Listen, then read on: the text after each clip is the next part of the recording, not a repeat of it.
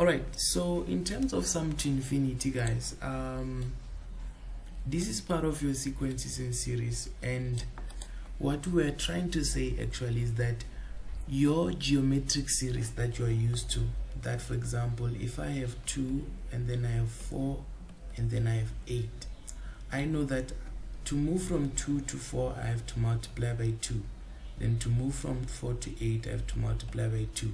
That means the ratio is constant. Okay, so that means my ratio is 2. If you can remember well, we said you say right divide by left. If you take two numbers, any two pairs that are following each other, that we call consecutive terms, right? Consecutive terms, right? If you take two consecutive terms, then you say the term on the right divided by the term on the left. That means you would have 4 over 2. Okay, then the answer will be 2. Then if you take another two consecutive terms, right, 4 and 8, so 8 and 4, meaning you're gonna have 8 divided by 4. The answer that you get is 2. If you get the same answer, that means your ratio is gonna be equal to 2. So we say that's how we know that we're dealing with a geometric series or sequence. I mean, it could be a series or a sequence. So in this case, because we are not adding terms, it's just a sequence, right? But now there are two types of geometric series or sequence that we're gonna have, but the focus here is on the series. Remember, we're adding terms. So we have what we call, I'm gonna write it here, a divergent series. Divergent series, and then we also have what we call a convergent series, right? What is a divergent series and then what is a convergent series? Well,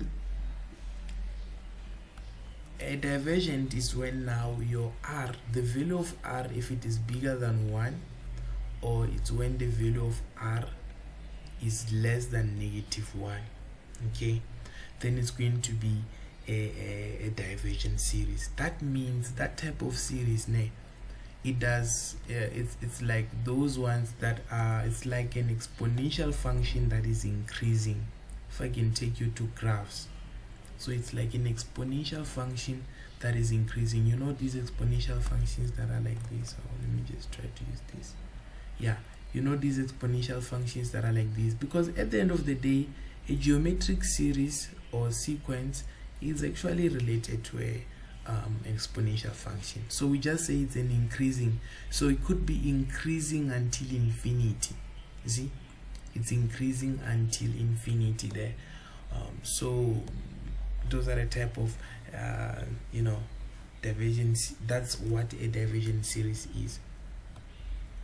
And then now a convergent series, on the other hand, it's when your r value is between 1 and -1. Once your r is between 1 and -1, it's called a convergent series. That means in other words, your r is a proper fraction. Okay, if your r is a proper fraction, then that is going to be a convergent series. Now what does that mean? That means that, for example, like if maybe r is 1 over 2, or maybe r is -3 over 4, or maybe r is maybe -5 over 6, as long as it's a proper fraction whereby the numerator is smaller than the denominator. If you find yourself having an improper fraction, then it falls under the divergent series. So these series that converge, is those type of series that would be like this, that will decrease to a certain value, right? But you don't need to know it schematically. What you just need to understand is that whenever we have a convergent series, then we are gonna have ourselves a sum to infinity. So a sum to infinity only exists if you have a convergent series. Are we all okay then? So let's say we have the following. 1 plus a half plus 1/4 plus, it adds like that until infinity. So they say to you now, calculate the sum to infinity of this series if it exists. That's the question. You see, it says to you, find or calculate the sum to infinity if it exists. Well, how will you know whether a sum to infinity exists? You have to first start by finding R. So how do we find R? Remember, it's quite simple. You're gonna say right divided by left. So this is the second term, this is the first term. So I'm simply gonna say term number 2 divided by term number 1 is equal to a half, which is term number 2 divided by 1. No one will penalize you for using a traditional division sign. I actually like using it when I'm dividing, fractions. So half divided by 1, the answer is simply a half. And then term 3 divided by term number 2 is going to be equal to this third term divided by the second term. So that means that's going to be 1/4 divided by a half. Now the answer that you should get there is going to be 1/2.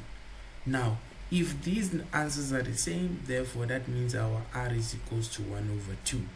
And because our R is a fraction, meaning this means that our R is between 1 and -1. So therefore a sum to infinity exists. We can actually calculate the sum to infinity. So the formula for sum to infinity is this, and then you say A over 1 minus R. That will give you the sum to infinity. Whereby what is A? Remember that A is the first term. It's the first term. And then your R, remember that your R is the is the ratio. Okay, that would be your ratio. So now you can substitute there to get your sum to infinity. Your A is equal to 1, which is the first term, and then your ratio is a half. Right, then from there your answer should be 2. I think answer should be 2. Please do check it for me if it really is true, but I believe it is 2. So there you go, you have your sum to infinity. So now we need to calculate the sum to infinity for this series. Okay, so how do we do it? Remember, we need to first check whether this is a convergent series, and a way for us to check is to calculate the value of R, because sum to infinity only exists for geometric series only. So we must have a certain ratio. So to get R, you say T2, right? You're gonna divide that by T1. That means you're gonna say 1/4 divided by a half. Okay, so if you do that, you say 1/4 divided by a half. The answer that you should get is a half. Okay, then when you say T3 divided by T2, you should have 1/8 divided by 1/4, and the answer that you should get is also a half. So because you're gonna get a half in both instances, that means that your ratio is a half, which means that, or rather which implies that your ratio is between 1 and -1. So therefore you can calculate the sum to infinity by using the formula A over that's my A there, very ugly A there. So you have 1 minus R, then your A is going to be the first term. The first term is a half there, so you're going to put half, and then you're going to have 1 minus, the ratio is also going to be a half. So I believe the answer that you should get there is going to be the answer that you get, I think it should be a 1, right? So therefore the sum to infinity is going to be equal to a 1. What that means is that as you are adding all of the terms in the series, the answer that you are going to be approaching is 1. Okay, if you're given a question like this, the first thing you need to do, right, you need to expand it, right? Because, well, how do you know that you need to get sum to infinity? By the way, if you see that infinity symbol there on top of your sigma, then that means that you need to get sum to infinity. And that means it's probably not the same as the ones we did before. If you can remember, we're dealing with arithmetic and geometric, whereby you were given a number there. But now if you find yourself, having an infinity sign there, it probably means that you need to get the sum to infinity. So now, how do we get that sum to infinity? The first thing you're gonna need to do there is to expand. As you treat it as if you are doing the questions we were doing before. You just expand whenever you have a sigma notation symbol there. Whenever you have this symbol, you have to expand. And then how do you expand? Remember that you are simply gonna write the 63. You write the 1/3. Now sigma says you start by substituting k as 1. If they wrote k as 1, you start by substituting k as 1. If they wrote 2, you start by substituting k as 2. So here you start by substituting k as 1. So where I see k, I put 1, then I say plus 2. This is my first term, okay? Then I say plus. I say 63 again. I say 1/3. And then now I'm going to substitute k as 2. Remember, if I move from 1, the next number is 2. So I'm going to have 2 plus 2. And then I write 63 again. Okay, and then I'm gonna have that 1/3, and then I'm gonna substitute k as 3, and then kanjalo, it keeps going on like that. But the starting number is this one, so I'm just write that. Remember, this is gonna be your start. Right, so you start by substituting k as 1. Now you can remember, you need 3 terms. You can make 4, but 3 should be enough. Then now you can put it in your calculator and get the answer to this one. I'm not sure what the answer is going to be, but you know what I'm gonna do? I'm gonna write this as 63, and then I'm gonna write 1/3. 1 plus 2 is what? Is 3. And then here I'm gonna write 63, then I write 1/3. Now 2 plus 2 is what? That is 4. And then I say 63, I say 1/3, and then 3 plus 2 is what? Should be 5. Then please, you put that in your calculator to get the answers. But then now, remember, the thing is that here we need to get the type of series we're working with. Are we working with arithmetic or geometric? But good people, let's be honest. If you see that symbol, that means you are working with only a geometric, because it's only a geometric that has a sum to infinity. So if it is a geometric, we need to find out whether these terms have a common ratio, or is the ratio the same. So for us to do that, remember, you're gonna say right divided by left. So I'm gonna take that 63, then 1/3 to the power of 4, then I'm gonna divide it by the 63, 1/3 to the power of 3. Now the 63 will cancel the 63, and then you're gonna have same bases. When you divide powers of the same base, remember, you subtract the exponents. So you say 4 minus 1, 3, 4 minus 3, you get a 1. So the answer is gonna be 1/3. Then you try it with this term and that term. Okay, you still say the term on the right divided by the term on the left. So you say 63, and then you say 1/3 to the power of 5. You divide that by 63, 1/3 to the power of 4. Then your answer is going to be 1/3 again. By the way, this is T3 over T2, and then this is T2 over T1. Yeah, so the answer is the same, good people. Then therefore that means our ratio is 1/3. Since our ratio is 1/3, it is a fraction, right? It is between 1 and -1. So because it's like that, we can then find the sum to infinity by using the formula, isn't it? So now when you use the formula there, let me just take this here and put it this side, right? So now therefore we can say the sum to infinity is gonna be equal to a divided by 1 minus r. Now your a is gonna be the first term, and this is our first term here, so we write 63 1 over 3 to the power of 3, and then 1 minus, and then your r is 1 over 3. Now can we maybe get someone who put that in a calculator? So yeah, the answer is gonna be 7 over 2 as our sum to infinity. That's correct there. Very, very good.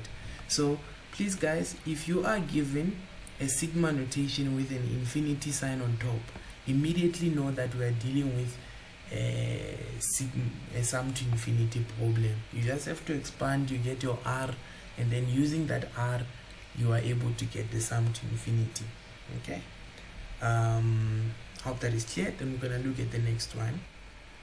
So the first thing we'd want to do here is to find out whether indeed are we working with a convergent series or not.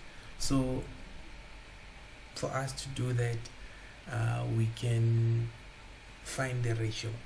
So I'm gonna say term number 2, write it here, term number 2, then I'm gonna divide it by term number 1. The second term, which is term number 2, is 4 over 3. Then remember I told you I like to use division like this if I'm working with fractions. So the answer that I should get there, I think it's 1 over 3. I think it's 1 over 3. Then term number 3 divided by term number 2, that should be 4 over 9 divided by 4 over 3. Okay, by the way, this means you will have 4 over 9. Then when you put multiply here and change this, you have to put the numerator on top and the denominator on top and the numerator on the bottom. So meaning you multiply by the reciprocal, which is 3 over 4. So the answer that you should probably get there is gonna be, this cancels that, you have 3 over 9, which is still 1 over 3. Okay, so therefore that means your ratio that we get is 1 over 3. Remember, you can always use your calculator there and you get your ratio as 1 over 3. So since it's a fraction, that means there is a sum to infinity, and if a sum to infinity exists, we can definitely calculate it. So let's calculate the sum to infinity. We will say sum to infinity is equal to a divided by 1 minus r. Okay, then your first term there is 4, so you write 4 and then you say 1 minus 1 over 3.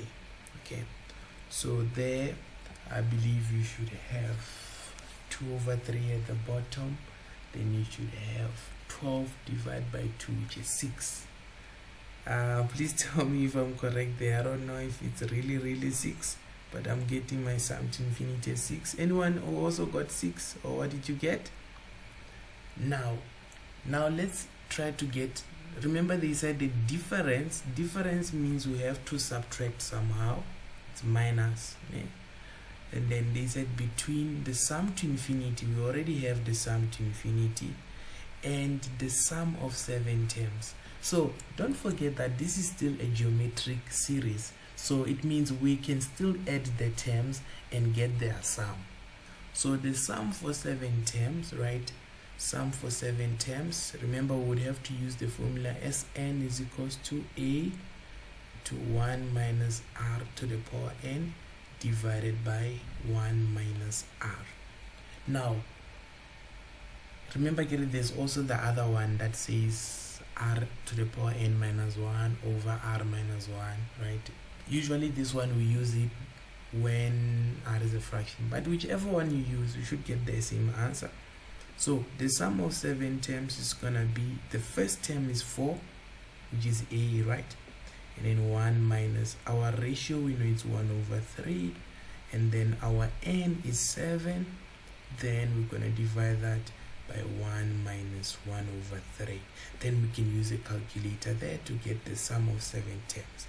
Oh, This one is gonna trap on me. I don't know if there's anyone who got it. So that will be 4372 divided by 729. Okay, right, that is the answer there to the sum of 7 terms. But then now remember, the question said get the difference. So when you get the difference, good people, are you going to say, right, so to get the difference, are you going to say the sum to infinity minus the sum of 7, or are you going to say the sum of 7 minus the sum to infinity? Meaning, are you going to say this, or are you going to say, let's just say here, or are you going to say the difference is the sum of 7 minus the sum of sum to infinity? Which one are you gonna say there? Well, to be, yeah, let's see. Yeah, it could be the first one, or actually you can use the second one. Good people, I think you know what is the difference. The difference is gonna be known by accounting students. Accounting students, they are familiar with a negative balance and a positive balance. I didn't do accounting, by the way, and it's just the rumors I'm trying to spread around. So they said they have a negative balance and a positive balance. So if you use the first one, you should get a positive answer, but if you use the second one, you should get a negative answer. I don't think you would really be penalized for any of those, but you know, the difference usually should come out as positive. But if it comes out as negative, then you know, yeah, guys, you know, you understand me. It must be like that, you know, it must be at least a positive answer. That's what will give us the difference between numbers. But if it comes out as negative, now, hey, you are big, you know, go into accounting there. Okay, so now, and now the sum to infinity, good people, I want you to know right now, if you are talking about the same series, the sum to infinity will always be greater than the sum of n. Now you must know this, you must know this. The sum to infinity will always be greater than s of n, meaning that if you have s of 20, s of 50, s of 100, that number will always be smaller than the sum to infinity. But can someone maybe explain to me why is that so? While I'm writing here that sum to infinity is 6, and then sum of 7, I think, is 4372 over 729. Yeah, can someone think about it? Why will this always be true? While I'm busy calculating there with my this calculator of mine, it doesn't help. Shame. I think I'm gonna have to lean on Miss Simi. Miss Simi, what is the answer to this one? So answer would be 0,0027, or you can write it as 2 over 729. Yeah, it should be like that. So now can someone maybe, like, you know, like I said, can someone maybe explain to me why will the sum to infinity always be greater than the Sn? Sn meaning that the sum you're gonna get using this formula. So are we saying this is gonna be greater than that, working with a convergent one? True. So it's true when the sum to infinity is adding all of the numbers in that series, right, in that particular series, while s of n is only adding a particular number. So you cannot tell me that the sum of everything will be smaller than the sum of a portion of everything, if that makes sense. You see, so the sum of infinity is adding all of them, so hence it will always be bigger than Sn. If you are talking about a convergent series, by the way, it must be a convergent series. Okay, so those are the type of questions that we usually work with.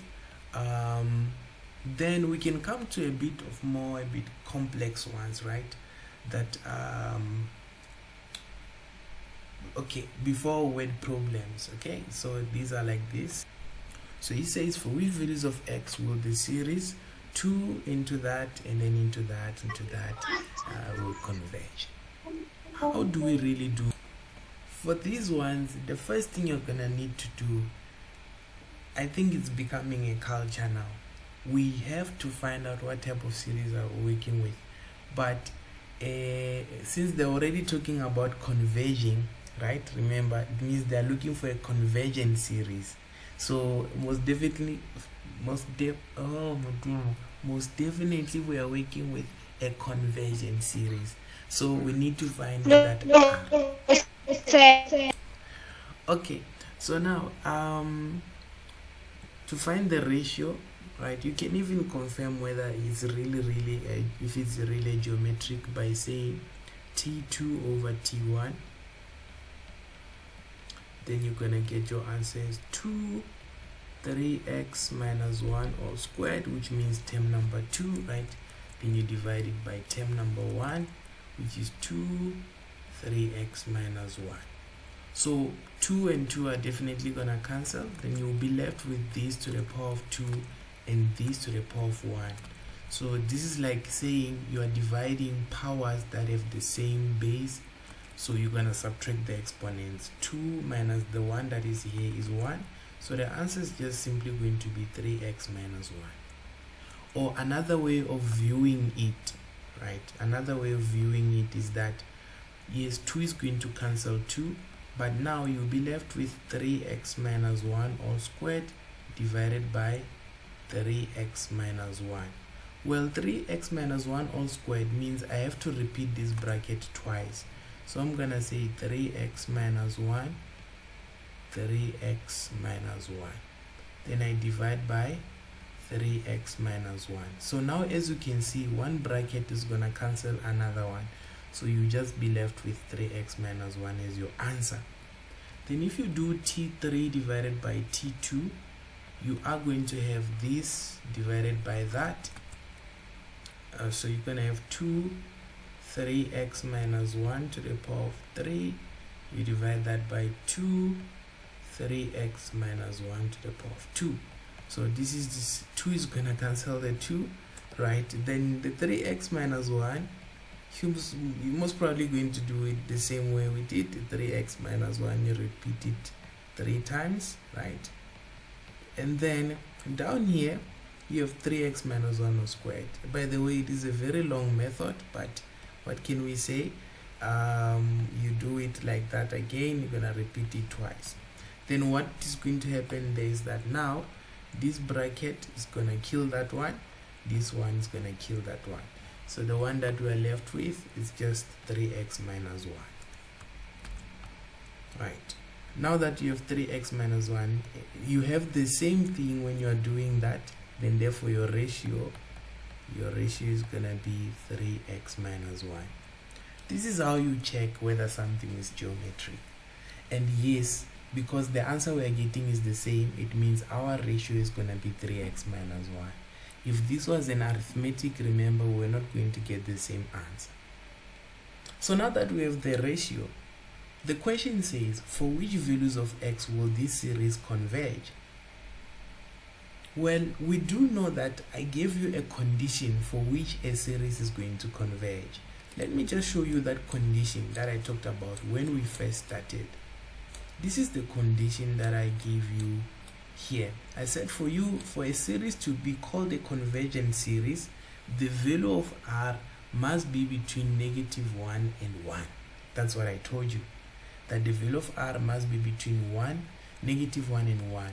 So even here in our case, the value of r must also be what? Between -1 and 1. Okay, for this thing to converge. So we can write that mathematically like this. We can say r should be between 1 and -1 for us to have a convergent series, right? So that means that we already know the value of r. Remember, r is equals to 3x minus 1. So where I see r, I'm going to put 3x minus 1. So here I put 3x minus 1 where I see r. Okay, then it should be between -1 and 1. Then what I'm gonna do, this is now like an inequality we used to solve in grade 10. So what you simply do is that to remove this number here, which is -1, you're going to take it both sides. You're going to take it that side, and then you're also gonna take it that side. But in both sides, you're gonna change its sign. So what I mean is that you're going to say -1 was already there, right? You're gonna say -1, then you're gonna say +1. Where does the +1 come from? It comes from this -1. Then in the middle there, it will no longer be there. You just be left with 3x. Okay, you just be left with 3x. And then this side you had a 1, right? The -1 is also gonna come that side and become a +1. Okay, I hope you got that. So this number here, you take it that side, change the sign, take it that side, change the sign. Here the answer will be 0, and then you still have your 3x, remember, still have your 3x, and then here your answer will be 2. Okay, your answer will be 2. But we need to solve for the value of x, or values of x, for which the series will converge. So to get x, we need to remove that 3. But because it's attached to x, meaning it's multiplied to x, to remove it, we can only do that by dividing. So you're going to divide this by 3. But what you do here, you also do it this side, and then you also do it that side. Then therefore, 0 divided by 3 is still going to remain as 0. 3 divided by 3 is 1, so you'll be remaining with 1x, and then you'll have 2/3 here. Ladies and gentlemen, this is your answer here. That is your answer there. So it means, what does the answer mean? It means the series, right? The series will converge. When we say the series will converge, we are saying that the series will have a sum to infinity if x is between 0 and 2/3. But you must remember that here I just wrote it in Zulu, but now in English, what does it say? It says, or rather in maths, what does it say? It says that the series will converge if your x values are an element from 0, not including 0, to 2/3, but not including 2/3. Now I spoke in mathematics. But for you to just simply understand it, you can just take it in Zulu. In Zulu, it just says the series will converge if x is between 0 and 2/3. That means any number between 0 and 2/3, our series is going to converge. You can even try it when you have time. Just take any number between 0 and 2/3. I think 2/3 is 0.67. So if you take a number between 0 and 0.67, maybe we can take 0.5. You will see that this series here that we have, it is going to converge. Meaning put 0.5 there, right? Meaning here you'll be putting 0.5, like 3 times 0.5. You see 3 times 0.5 or 3 times 0.5, right? After that, get the answers and see if your r is not going to be a fraction, and see if you're not going to have a sum to infinity. You see, so that's how we do it there. But a quicker way to check whether this series will converge if x is 0.5 is to check the value of r. I mean, if r is 0.5 here, x is 0.5, we're going to have 3 into 0.5, then minus 1. Now I think here the answer is going to be half of 3 is 3/2. Then you have minus 1. Then now 3/2 minus 1, the answer there should be half, because it's 2/2, right? So the answer should be half. As you can see, if r is 0.5, I'm trying to write half there. So if r is 0.5, you can, I mean, if x is 0.5, apparently your r is going to become half. And because r is going to be a proper fraction when it is half there, that means that the series will converge. Okay, I hope that is clear. So sum to infinity is equal to A over 1 minus R. Then in the place of sum to infinity, I wrote 4a because they say it's 4 times bigger than the first term. Wow. Impressive. So here on sum to infinity, you wrote it as 4a because they said the sum to infinity is 4 times the first term, okay? The first term is a, this is 4 times the first term, okay? Okay. Then I left the rest. Then I solved for R. Then got R. Did you cross multiply? Yes. Okay, let's try to cross multiply. 1 times a, I think it's a, then 4a into that, it's gonna be, we're gonna have 1 minus R there.